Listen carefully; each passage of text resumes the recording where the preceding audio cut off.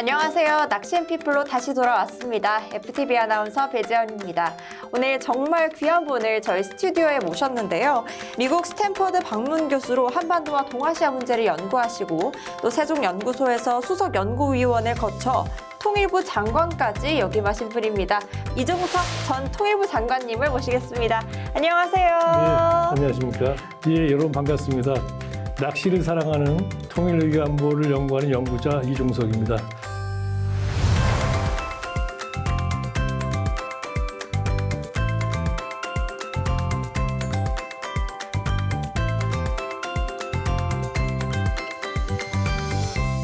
작년에 정년이 끝나고 지금 좀 여유 있게 사신다고 들었거든요. 좀 어떠세요? 뭐 학자한테 정년이라는 거는 자기의 안정적인 직업 그 공간이 없어졌다는 뜻이지, 공부하는 거는 여전히 마찬가지이기 때문에 써야 할 책도 있고 논문도 있고 뭐 또 여러 가지 활동도 있고 그러다 보니까 몸은 여유가 있는데 마음이 좀 바쁩니다. 그러다 보니까 정말 쉬고 있는 건지 잘 모르겠어요. 예. 낚시하기에는 지금도 좀 바쁘신데 그 전에는 오죽 바쁘셨겠어요. 그렇죠. 낚시하기에는 이제 바쁜데 네. 바쁘다고 해서 자기 취미 생활을 안 하면은 안 되죠. 그런데 뭐 아무리 바빠도 어느 정도는 이제 그 시간을, 낚시하는 시간을 빼놓게 되더라고요. 몇 번 정도 출출하셨을까요? 제가 네. 지금 이제 젊었을 때는 민물 낚시를 했습니다. 민물 낚시할 때는 적어도 2주에 한 번 정도는 이제 민물 낚시, 제가 정부에서 일할 때조차도 몰래 자주 하셨네요. 예, 갖고, 그리고 이제 한 17, 18년 전부터 바다 낚시를 했는데, 바다 낚시할 때는 보통 1년 한 20번 정도, 억지로 해서라도 한 20번 정도 했는데, 최근에는 한 1년에 한 15번, 12번에서 15번 정도, 이제 어깨를 좀 다치고 그래가지고 그런 것 때문에 좀 이제 좀 자제하고 있고요. 그리고 또 생각만큼 또 여러 가지 일들이 많다 보니까 아주 자주는 못하고 있습니다. 장르도 조금 더 다양화되지 않았을까 싶은데요. 장르를 너무나 확장시키면 또 이제 너무 할 게 많을 것 같아가지고 네. 5가지 정도를 좀 이제 주로 장르 하고 있는데, 바다 선상 낚시, 먼 바다 나가는 선상 낚시를 많이 하는데, 네. 그러다 보니까 이제 우럭 낚시부터 했죠. 우럭 생활 낚시라고 해서. 그리고 참돔, 참도. 네, 그리고 이제 대구 낚시를 많이 했고요. 그리고 이제 방어, 지깅.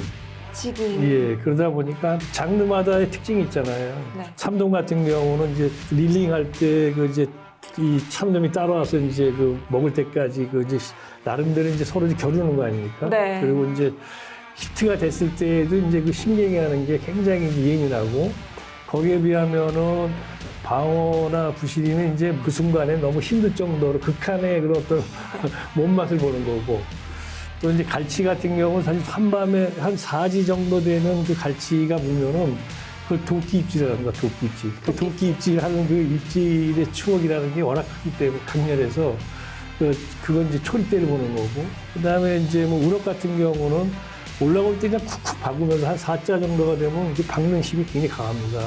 그러니까 각각의 낚시가 특별한 부분에서 있는 거죠. 그래서 뭐 어느 게 더 훨씬 낫다 이런 생각은 안 들고요. 다 좋습니다. 네.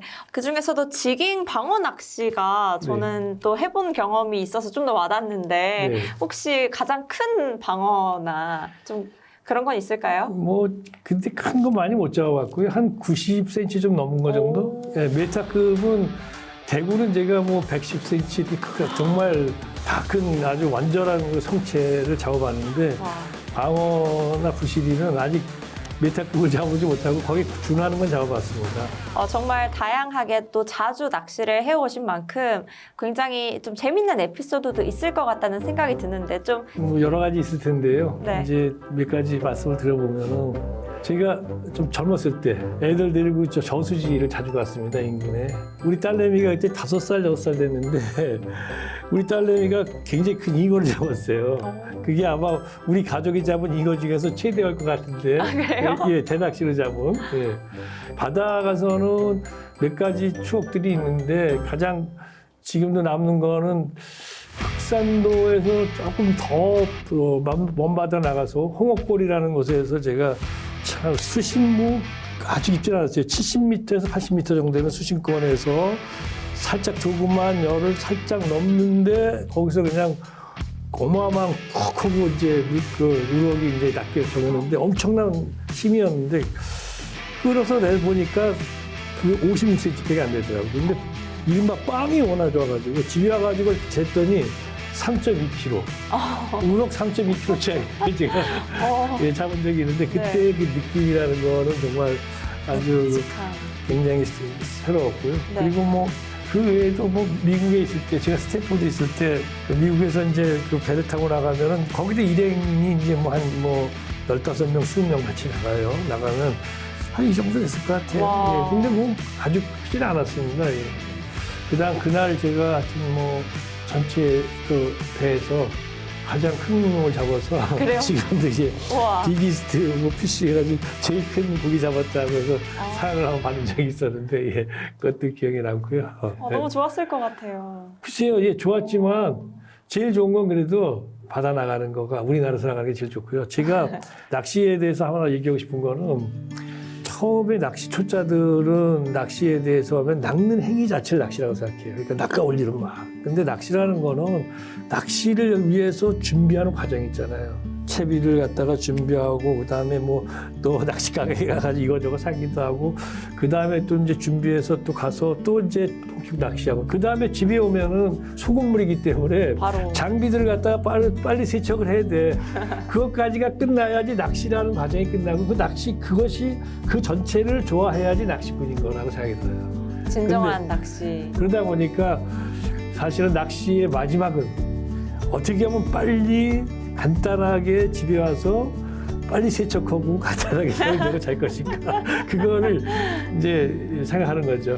정말 다양한 장르를 경험하셨잖아요. 또 민물 낚시, 바다 낚시로도 나눌 수가 있을 것 같은데 낚시를 즐길 때 어떤 차이가 민물 낚시와 바다 낚시에 있다고 보시나요?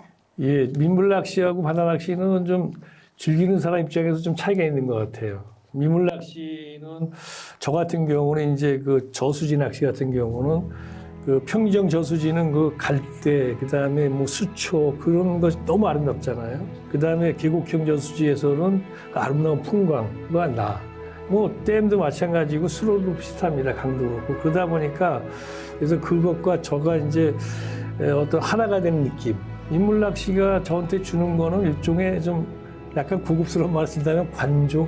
관조. 관조한다는 그 관조라는 생각이 들었어요. 요즘 젊은 사람들 그걸 그 말로 한다면 아마 멍 때리기. 멍 때리기. 예, 멍 때리기. 그러니까 뭐 멍 때리기라고 정말 아무 생각 없이 멍 때리는 건 아니거든요. 때리다 보면 뭔가 이렇게 또 이제 조용하게 생각을 하게 되는데 그런 느낌이었고 바다 낚시는 제가 선상 낚시를 좋아했고 또 먼 바다 나가서 하는 거기 때문에 또 이제 여러 사람들이 같이 나가지 않습니까?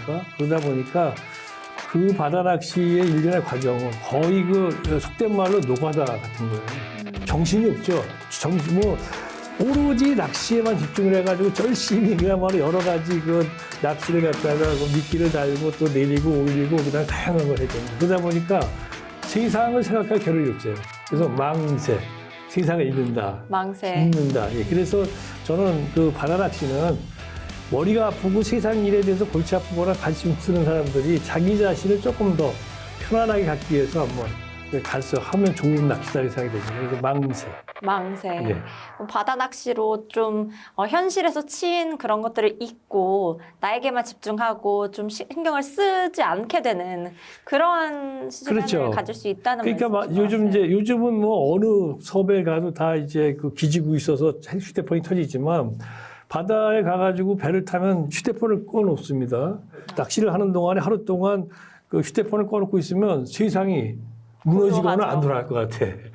근데 하루 동안 핸드폰을 꺼놓고 들어와서 다시 핸드폰을 켜도 그리고 많은 사람들한테 전화가 왔다 하더라도 세상은 돌아가고 변하지 않고 있는 거죠. 보좌관들이 막 찾고 그러잖아요. 아니 그러니까 그런 일들을 해서 네. 내가 없어서 세상이 크게 뭐 위험하거나 이런 거 없다 이거죠. 그러니까 나도 이 세상에 그냥 단순한 한 부분에 불과하고 그렇게 마음을 먹어야지 사람이 이제 자기가 쉴 수도 있고 그러는데 그렇지 않은 사람들도 많이 있거든요. 그래서 그런 사람들한테 특히 저는 이제 바다 낚시를 한번 해보시라.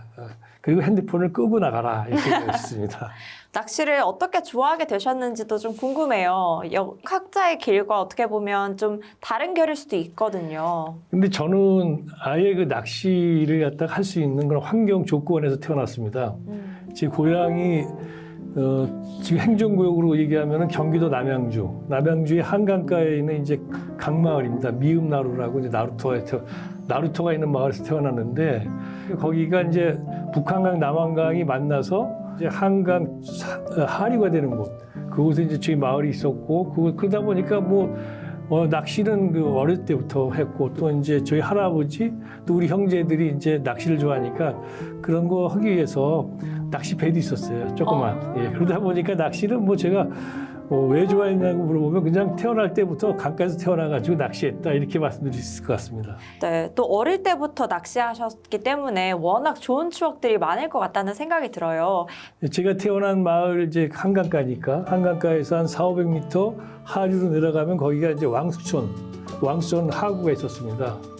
그 장마가 끝날 때 되면 이제 강물이 이제 수위가 낮아지잖아요. 그러면 강물이 역류해서 왕수천 하구로 쭉 들어가. 그럼 왕수천에서는 그냥 신선한 새로운 물이 막 들어오는 거냐 한강으로. 그렇네요. 그러면 거기에는 이른바 샘물 유입구잖아요, 이게. 네. 그러니까 엄청나게 많은 고기들이 거기 막 있어요. 재밌을 것 그래서 같아요. 어렸을 때 이제 그러면 끓이라고 이제 막 잘 튀어오르는 놈이 있습니다. 끓이 같은 경우는 배에 막 튀어오르고 그리고 그 시피레미 같은 경우는 그 당시에는 낚시를 하면 이제 밥풀에다가 깻물 묻혀가지고 했는데 그 밥풀을 갖다가 붙이지 않아도 그냥 빈 낚시에도 막 걸려 올라올 정도로 되게 많았나 봐요. 예, 그 당시 그 추억이 아주 굉장히 아름답게 지금 남아 있습니다. 지금 굉장히 어렸을 때부터 가족들과 낚시배를 띄워서 이렇게 하나씩 잡고 이런 재미를 봤을 때부터 이제 지금까지 계속 해오고 계시잖아요. 그럼 낚시를 통해서 어떻게 보면 이 세상을 살아가는 자세나 깨달음을 얻으셨을 것 같은데 그게 좀 삶을 살아가는 데 있어서 도움이 되셨는지 무엇이 있는지 궁금해요. 글쎄요, 어떻게 깨달았다라면은 너무 차원이 높아서 대답하기가 쉽지가 않은데 낚시를 했기 때문에 낚시를 통해서 제가 어떤 일을 하면서 설렐 수 있다라는 걸 느꼈다는 거 그게 가장 컸고요. 그리고 무엇보다도 낚시라는 것 자체가 저한테 제가 살아가면서 오로지 일 하나만 했다면 그러면 굉장히 제가 각박한 세상을 살았을 텐데 낚시를 함으로써 내가 힐링을 하고 이 낚시 때문에 내가 현실을 지금 잠깐 도피하자 이런 생각을 해본 적은 없어요. 다만 낚시를 하다 보니까 그렇게 느껴진 거지. 그래서 낚시가 나한테는 결국은 이제 새로운 충전, 삶을 살아가는 데 있어가지고 지칠 때 어떤 내 삶을 갖다가 다시 한번 또 일으켜주고 또 활성시켜주는 그런 활력소 같은 거 아니었을까 그렇게 생각이 됩니다.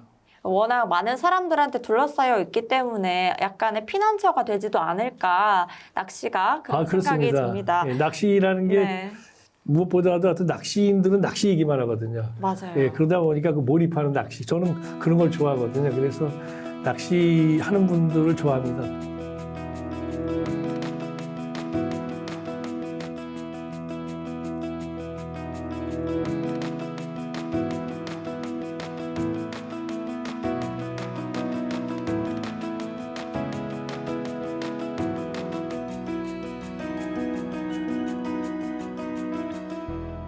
이제 남북 관련해서 정말 많은 연구도 하셨고 책도 내셨는데 그렇다면 이제 낚시인으로서 북한에 있는 낚시가 좀 흥미로웠게 느껴졌던 거라든지 아니면 어족 자원에 있어서 좀 아는 것 좀 알려주셨으면 좋겠어요. 글쎄요, 아무래도 제가 낚시를 좋아하니까 북한의 민물이나 바다 낚시 가능한 곳이 어떤 건가 이런 생각을 좀 해보죠.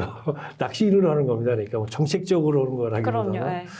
그 북한 같은 경우 우리보다 농업 인구 비중이 훨씬 높아요. 그러다 보니까 물을 갖다가 가둬놓고 이제 관계하기 위해서 수로를 만든다든가 그다음에 댐을 많이 만들었어요. 그러다 보니까 우리 미물 낚시인들이 좋아할 수 있는 그런 수로라든가 저수지가 많고요. 그다음에 우리나라의 이제 수력 발전소들은 이제 환천댐 빼놓고는 다 이제 해방 뒤에 만들어져 가지고 이제 얼마 안 됐죠. 그러다 보니까 이제 물고기 사는 거가 물론 많이 살긴 하지만 좀 더 다양하지 못한데 북한 같은 경우는 뭐 부정강 발전소, 허천강 발전소 이런 거는 일제 때 건설됐으니까 그 안에 아마 어떤 물고기가 사는지도 참 궁금하더라고요, 사실은. 궁금하고. 또 뭐 우리나라 같은 경우 게르낚시 좋아하시는 분들도 많이 있는데 게르낚시도 우리나라는 이제 너무 이제 깎아지려고 그러다 보니까 이제 산 높은 데에서 게르낚시는 어렵잖아요. 플라잉 낚시 같은 거. 근데 북한 같은 경우는 이제 개마고원이라고 일단 뭐 해발이 거의 뭐 1000m 가까운 데에서 물이 마치 이게 구릉지대에서 물이 흐르는 것처럼 그렇게 보이니까 그런 이제 우리 계류 낚시하는 분들이 그런 아주 고지대 기류 낚시하는 것도 좀 좋을 것 같고요. 그리고 그 바다 낚시 관련해서는 북한 같은 경우는 지금 우리가 지도를 보면은 서쪽은 서한만이라고 쭉 많이 형성돼 있습니다. 아주 큰 많이. 경기만 뭐 그보다 더 적지 않은. 그 다음에 동쪽에는 동한만이라고 아주 더 큰 만이 있어요. 만이 이렇게 쏙 안으로 들어와 있다는 것은 그야말로 바다 낚시할 수 있는 자원이 굉장히 많다라는 거잖아요. 그래서 바다 낚시를 만약에 남북 관계가 좋아지면 또 뭐 우리가 가서 북한에서 할 수 있다면 바다 낚시하는 매니아들도 아마 여러 가지 개척할 것이 많지 않을까 이런 생각도 해봅니다.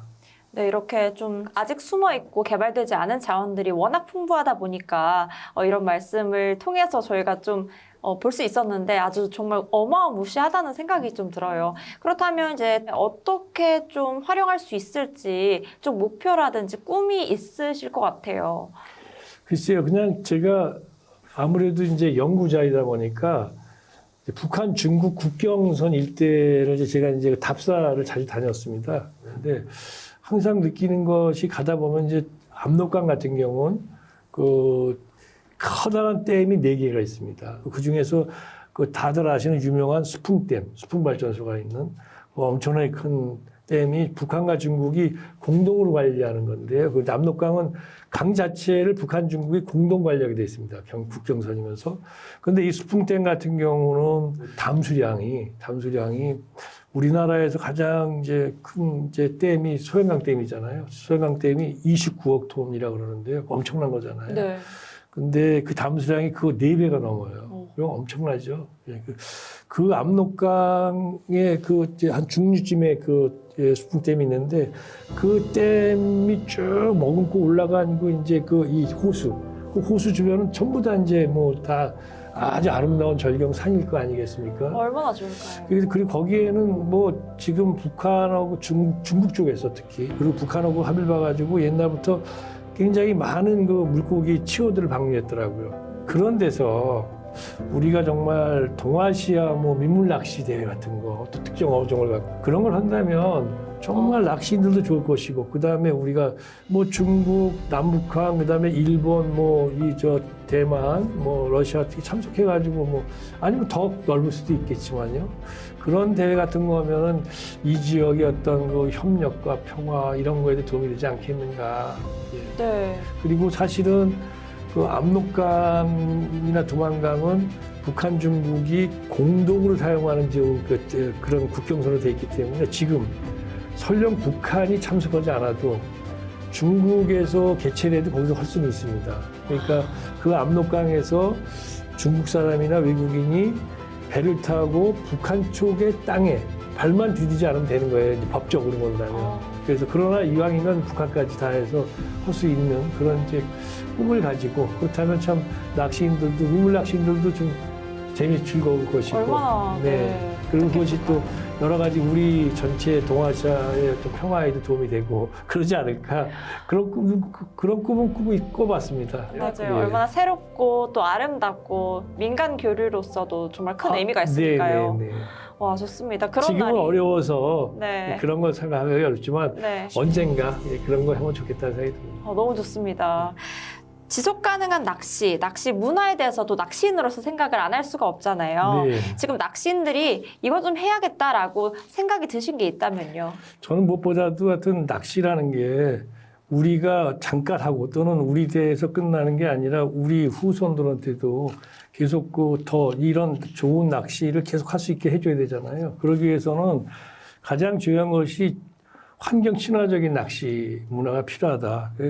우리 스스로 일단 환경에 좀 더 신경을 써서 된다는 거고 또 하나는 낚시라는 것 자체가 어째 지속 가능하게 발전하기 위해서는 취업 방류 같은 거. 그러니까 자원이 지금 어족 자원이 제한돼 있잖아요. 네. 어족 자원이 제한돼 있기 때문에 뭐 최근에 제가 낚시 TV에서 본 것 같은데 거기 뭐 보니까 동해 쪽에서 이 대구 낚시라는데 한 뭐 작은 대구들, 요것만한 대구들을 다 잡으시더라고요. 그러니까 치어를 갓 벗어난 그 애구들을 다 수십 마리 잡으면 그 자원이 어떻게 되겠어요? 고갈이. 그러다 보니까 우리가 그런 걸 생각해서 좀 치어 방류도 하고 그다음에 그 이 어획 자원을 갖다가 이제 우리가 포획할 때도 조금 더 이렇게 좀 기준을 좀 더 엄격하게 했으면 좋겠다 그런 생각을 해봤습니다. 자원 보호를 한번 네. 하자. 좀 더 적극적이고 엄격하게 하자라는 네. 말씀 주셨습니다. 지금까지 이야기를 나눠봤는데요. 제가 감히 상상할 수도 없는 그런 길을 걸어오신 분인데 낚시라는 공통점 하나로 이렇게 만나 뵙게 돼서 정말 감사드리고 이렇게 전 장관님과 저 그리고 남과 북 모든 사람이 함께할 수 있는 그런 낚시라는 의미가 다시 한번 되새겨지는 시간이 아닌가 이런 생각이 듭니다. 그렇다면 마지막으로 낚시인피플 공통 질문 드리겠습니다. 이종석 전 장관님께 낚시란 무엇일까요? 글쎄 저는 낚시를 그 설렘이라고 생각을 합니다. 설렘. 우리 어렸을 때 이제 뭐 저희 같은 경우 요즘 세대도 비슷할 거라 봅니다만은 어디 소풍을 간다거나 또는 운동회를 한다든가 뭐 집안에 큰 좋은 일이 있으면 어릴 때 막 그 흥분해가지고 설레고 그래요. 근데 어느 날 언젠가 뭐 좀 나이 먹으면서 대학생 때쯤 됐을 때는 설렘이 사라지기 시작하더라고요. 그러더니 지금 완전 설렘이 없는 거예요. 근데 낚시를 하면서 뭔가 설레는 거죠.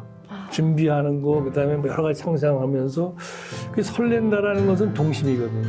그래서 낚시라는 건 저한테 설렘이다. 그리고 또 한편으로 그렇기 때문에 낚시만이 아니라 우리가 어렸을 때 잃었던 동심을 되찾기 위해서 또 그 설렘은 자기 삶을 갖다가 아주 풍요롭게 해줄 수 있다고 생각해요. 그런 점에서 자기를 설레게 하는 취미 이런 거 하나쯤은 가져도 좋다. 근데 저는 그 취미가 낚시다.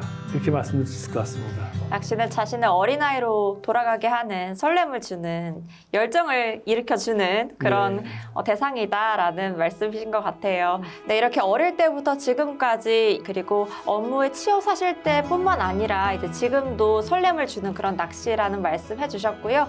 앞으로도 많은 시간 낚시와 함께 하시면서 가끔 또 나와주시면 정말 감사할 것 같습니다.